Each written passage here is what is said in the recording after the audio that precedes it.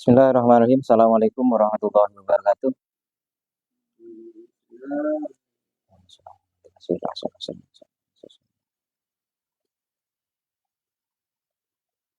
Al-Fatihah.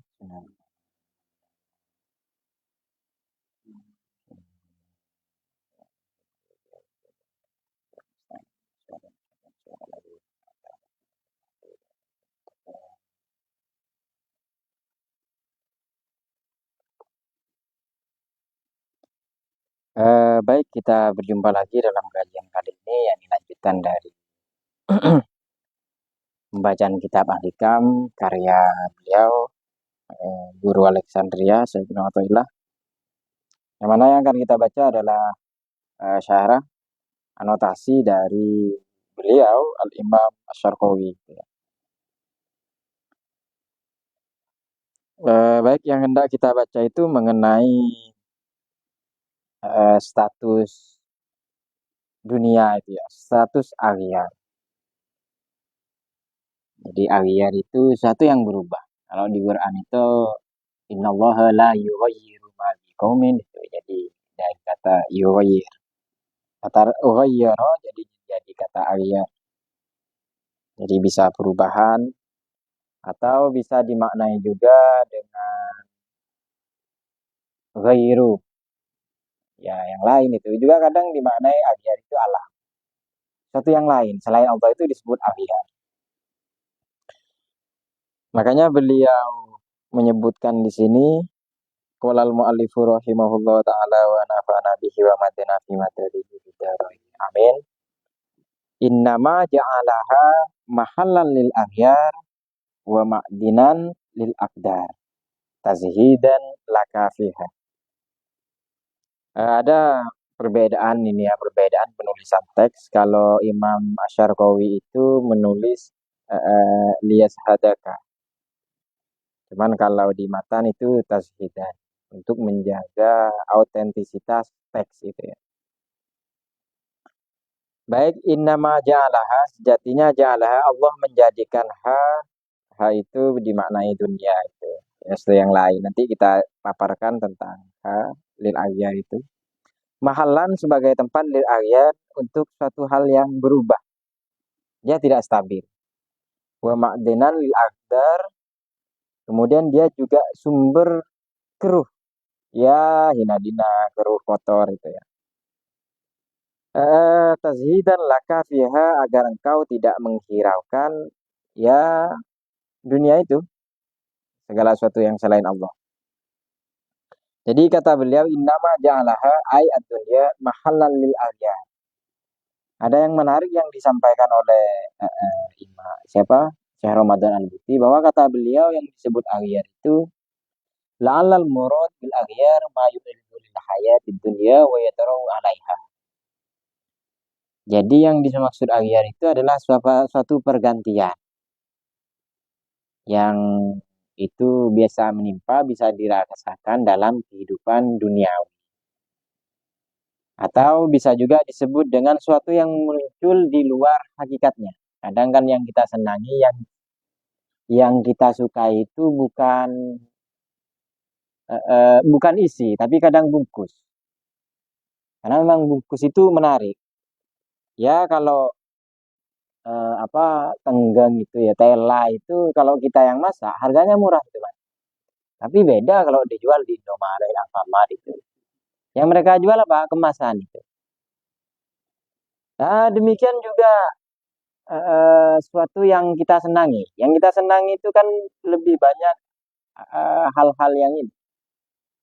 Hal-hal yang di luar, yang bukan esensi, yang bukan hakikatnya. Jadi kadang isi itu justru di nomor 2K. Nah, demikian analisis kaum arifin ini ya. Para bijak bestari, mereka itu justru melihat esensinya. Bahkan mereka itu menganggap sesuatu yang baik, jangan-jangan di luar baik, jangan-jangan pada esensinya itu bukan esensinya. Makanya dalam kajian tasawuf itu mereka itu tidak memandang bahwa sholat ini sah atau enggak. Jadi pembahasan tentang tasawuf ini bukan soal kafir, syirik, mukmin itu ya, munafik. Itu memang kajian-kajian ubudiyah, kajian fikih itu ya. Kalau tauhid itu kan membahas tentang kesan Allah itu. Apa kajian tauhid ya, kalau fikih tentang hukum itu ya. Jadi lebih tepatnya kalau tasawuf ini membahas tentang nakes atau kamal itu. Sempurna atau enggak? Sholat kita itu sholat yang benar. Cuman kalau kaum mutasawifin itu justru mereka menemukan saja titik yang dikritik. Jadi anggapan mereka itu bahwa ibadah itu harus yang sempurna. Jadi mungkin di mana di dalam kajian fikih itu bukan hendak ini mendemarkasi atau memisahkan antara kajian fikih dan tasawuf. Jadi kalau fikih ya kita pokoknya sholat, mendirikan sholat ya niat itu sampai salam, udah selesai itu. Cuman kalau tasawuf itu enggak. Fokus kita itu malah dipertanyakan. Jangan-jangan kita sholat ini ingat satu yang lain. Maka masa kepada Allah yang sangat luar biasa itu kita kotori, kita nistakan dengan sesuatu yang lain. Jadi bukan soal batal atau sahnya, tapi sempurna atau enggak nih kita beribadah kepada Allah. Makanya beberapa orang kan agak khawatir, agak takut gitu ya. Untuk mempelajari hikam salah satu alasannya ya karena khawatir. Karena ini kajian para wali itu. Kajian orang hebat lah, orang-orang yang selesai. Beberapa orang itu nama juga pendapat itu ya. Saya pribadi kenapa berani karena memang mengikuti salah satu guru bahwa toriko kita itu toriko ilmu. Karena memang tidak setiap ilmu itu ya harus dipraktekkan gitu ya. Ya boleh jadi dengan membaca ya justru nanti kita bisa ya sedikit mengikuti napak tilas kaum para bijak bestari. Jadi tentang akhir itu kata Syekh Ramadan Al-Buti itu suatu yang menimpa. Berarti kehidupan di dunia ini itu adalah bagian dari akhir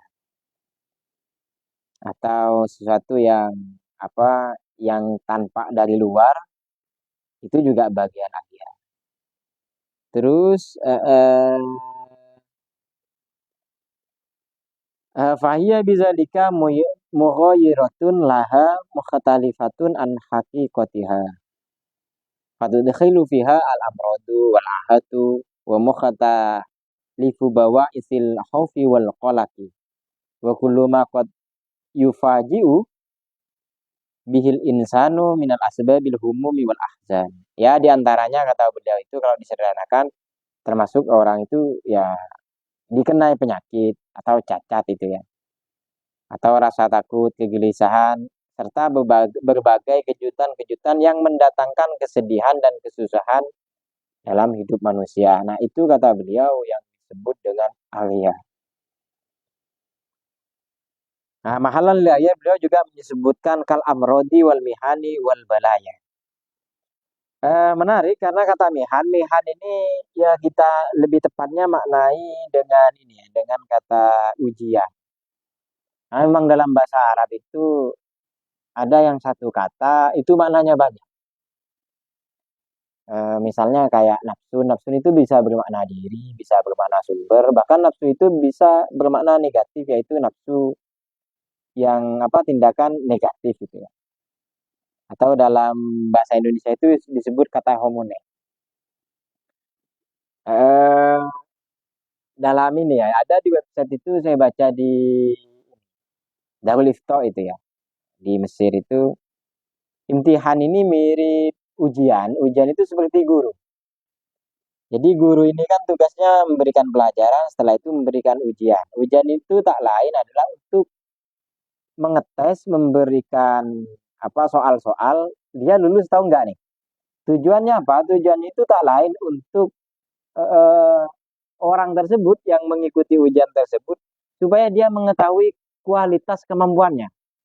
Dia itu layak atau enggak. Makanya imtihan atau ujian itu tak lain adalah supaya kalau misalnya mereka melakukan ujian supaya mereka itu bisa naik kelas. Kalau bala itu kalau sebagaimana hadis Nabi itu iza ahabba abdan ibtalahu itu dia. Jadi inna Allah Ta'ala iza ahabba abdahu ibtalahu. Jadi mun Allah aja seneng ke Mat Sahli, dia Allah aja beri cobaan. Kalau cobaan lama mat ya, misalnya sakit, baru ditel-getel itu cobaan namanya mat itu. Karena yang sebentar itu cobain itu, dengan cep-cep cima itu cobain namanya. Jadi yang lama itu cobaan, yang sebentar itu cobain. Jadi kalau yang disampaikan di website itu, websitenya Darul Ifta Mesir itu memang apa menjelaskan agak rinci tentang bala itu terkait perbedaan-perbedaan. Jadi ada yang bala itu secara sederhana ada ibtila urido, ada ibtila itu wadab. Ibtila urido itu ya sama, bisa kita sebut ujian, cobaan itu ya. Cuman ketika orang ditimpa cobaan, dia bersabar. Nah, itu yang disebut ibtila urod apa ridho. Kemudian ada yang ibtila ul ghadab. Ghadab itu ya membuat Allah nggak suka itu. Lantaran ketika ditimpa musibah dia itu apa ya jazaon itu berkeluh kesah. Makanya dia itu termasuk orang yang seperti demikian itu min babil ukubah disebabkan ada musobri.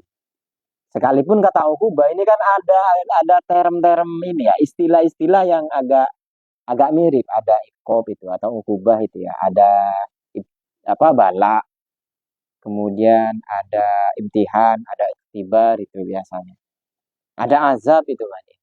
Kalau azab itu bedih mah itu azab itu murni itu untuk orang kafir. Yang azab itu azab apa? Azab mubin gitu ya. Jadi kalau ikom ukubah itu bisa bin. Jadi dia itu karena berdosa.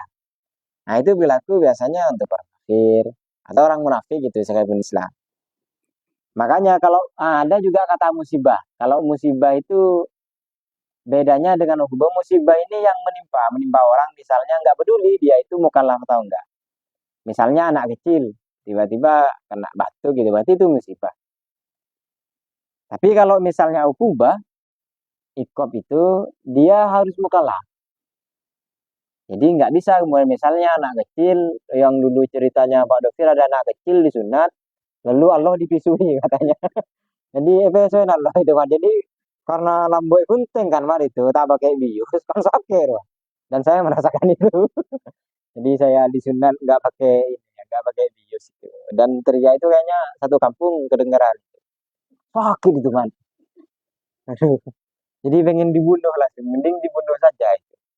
Karena diiris kan itu ya. Ya, ya mohon maaf gitu ya. Jadi ada ceritanya Pak Dokter itu memang misu-misu itu. Ya kalau bahasa kita itu kerumbulan lo gitu. Jadi di pasti disunat itu harus memang sakit. Jadi kalau kayak begitu itu bukan ini ya, bukan ya disebut musibah lah, enggak layak disebut ikob itu. Karena memang statusnya. Jadi kalau ikob itu harus mukallaf itu. Dia memang sudah dikasih beban syariat. Ya cukup umur lah secara gampang, akal itu juga. Cuman kalau musibah itu enggak, musibah itu lebih umum. Nah itu lebih tepatnya disebut cobaan. Tapi kalau misalnya ukubah itu lebih tepatnya disebut siksaan, setara dengan azab itu. Termasuk kaum musyrikin itu juga termasuk dari ukubah itu. Kemudian bala ini tidak senantiasa ini, karena tadi kita sudah bagi bahwa ibtila itu ternyata ada yang baik. Makanya Allah itu menyebutkan di Quran itu wa ma romaita idz romaita walakinallaha romai. Kemudian waliyub liyal minina balaan hasanah. Jadi Allah itu justru menyebutkan dalam Quran itu bala itu ternyata ada bala yang baik. Termasuk bala yang baik yang kita sebutkan tadi itu sebagai ibtila urido yang ketika ditimpa musibah dikasih cobaan betul-betul dicobain itu Mas ya. Ya sabar itu. Ya Mas Ali mungkin pengennya ya kayak teman-teman nonton itu cuman HP sudah di ini di kontra itu sumber hidup gitu ya. Mau berangkat gimana nanti juga nggak bawa HP itu. Jadi ijek aja Mat itu ya. Tapi ngaji itu penting man pentingnya itu karena paham atau nggak paham itu. Tapi bukan aku Mat ya, kalau aku harus paham. Jadi ngaji itu karena dia itu tradisi baik dan pahala itu pasti itu Mat. Jadi boleh jadi nanti yang menyelamatkanmu itu adalah ini justru ngaji itu Mas. Malah ada cerita-cerita itu justru ada yang karena menyelamatkan anjing. Bahkan yang disebutkan kehebatan Imam Ghazali itu adalah gara-gara menyelamatkan lalat itu yang membiarkan lalat minum tintanya. Jadi Imam Ghazali itu nggak dihitung dia yang nulis apa Tahafut al-Falasifah yang mengkritisi pandangan al-filosof itu kan. Yang beliau menulis apa Ihya Ulumuddin yang di dalamnya itu ada fikih, ada tasawuf itu.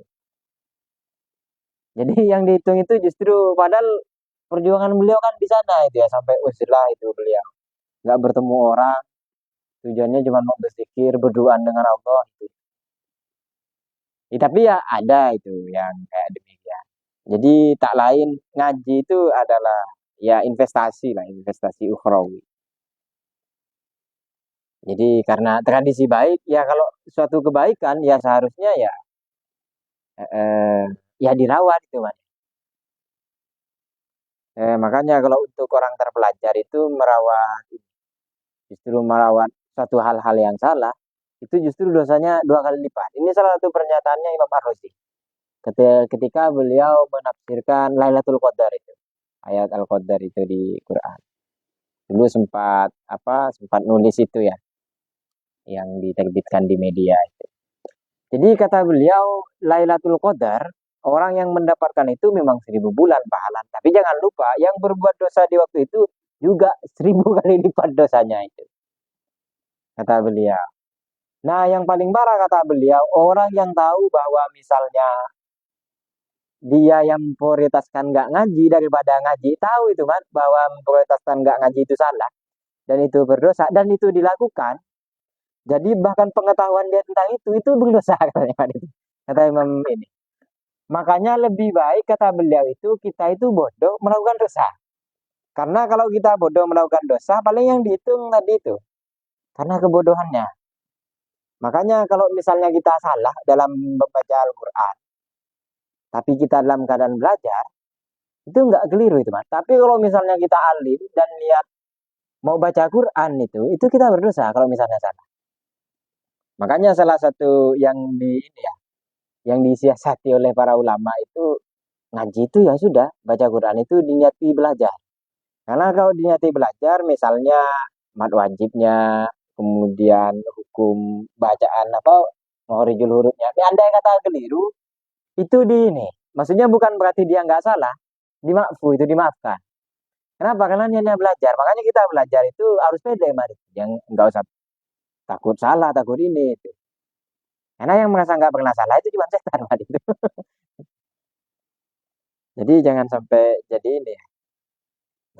Jadi setan itu. Jadi makanya mereka itu jadi setan karena mereka nggak mau salah. Itu. Harus benar toh. Kemudian jadi Allah itu, mari. Dan jadi kedua-duanya sama-sama guru gitu. Jadi Allah kok mirip Namrud sama guru, sama apa? Firaun itu ya. Mau jadi setan, kesannya negatif. Sama-sama buruk gitu kan. Yang tepat tuh jadi apa? Ya jadi ya seperti itu kan. Ya waktunya ngaji, ngaji itu kan. Ya waktunya tidur, tidur kan. Bukan berarti waktunya ngaji.